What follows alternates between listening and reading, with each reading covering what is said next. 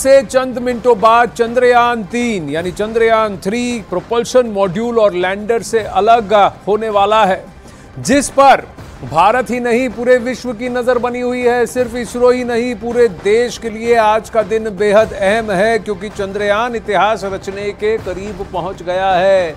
ये चंद्रयान के लिए बेहद अहम मौका है। चंद्रयान-3 को 14 जुलाई को लॉन्च किया गया था और उसके बाद ये 5 अगस्त को चंद्रमा की कक्षा में पहुंचा। इसके बाद ये धीरे धीरे चांद की अलग अलग कक्षा में पहुंचा और धीरे धीरे चांद की सतह के करीब पहुंचता जा रहा है और अब ये चांद के बेहद करीब पहुंच चुका है।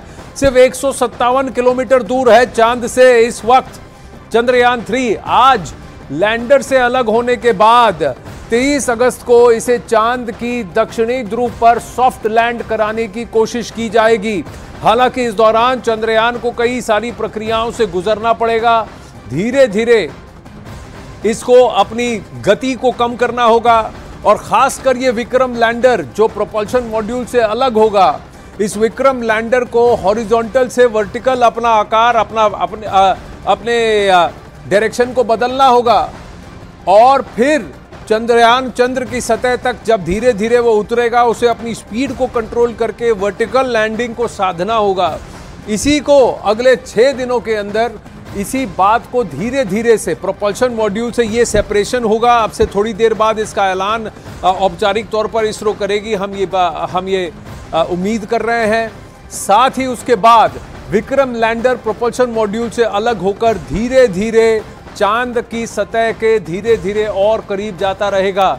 उसे अपने उस तयशुदा जगह पर जहां लैंडिंग अटेम्प्ट करेगा उस ऑर्बिट पे होना होगा जहां वो चांद की सतह से निकटतम 30 किलोमीटर की दूरी पर होगा और अधिकतम करीब 100 किलोमीटर की दूरी पर होगा।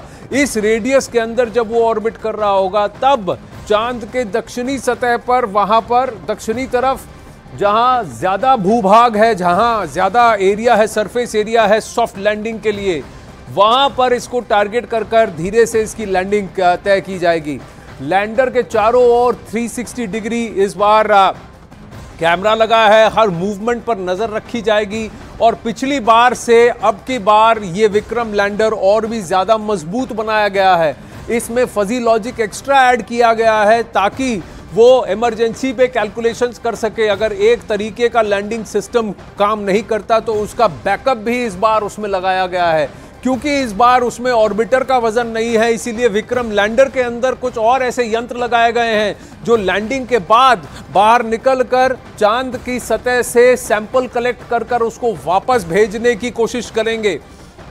एक बात आपको बता दें कि भारत और चांद के बीच और इस वक्त जहां विक्रम लैंडर है, इसमें कई सारे सेकंड्स का फर्क है। तो जो घटना वहां घटती है उसका रिले कम्युनिकेशन इसरो को करीब 20 से 25 सेकंड बाद ही मिल पाता है और फिर वो रिले जब होता है तो उसमें करीब 1 मिनट का फर्क भी लगता है। लेकिन अगर ये लैंडिंग पूरी तरह से सफलतापूर्वक इसको अंजाम दे दिया जाता है तो फिर भारत सिर्फ विश्व में चौथा देश होगा जिसने मून लैंडिंग को अचीव किया होगा। अमेरिका, रूस और चीन के बाद भारत सिर्फ चौथा देश ऐसा बनेगा जिसने चांद पर पहुंचा हो और चांद पर सक्सेसफुल लैंडिंग को अंजाम दिया हो। सबसे बड़ी बात यह है कि ऐसा